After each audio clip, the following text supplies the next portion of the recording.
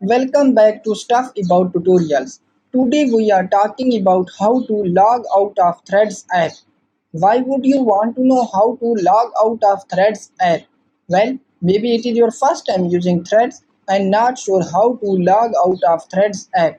So today I am going to show you how to log out of Threads app.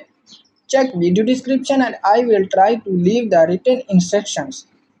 Log out of Thread app is quite simple and easy to do, and the process is same for Android and iOS devices.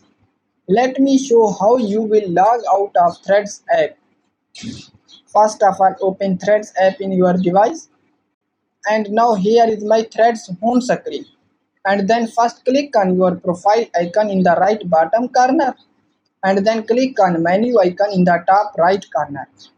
And now in this screen click on logout, and now again click on it, and your account is successfully logged out from Threads app.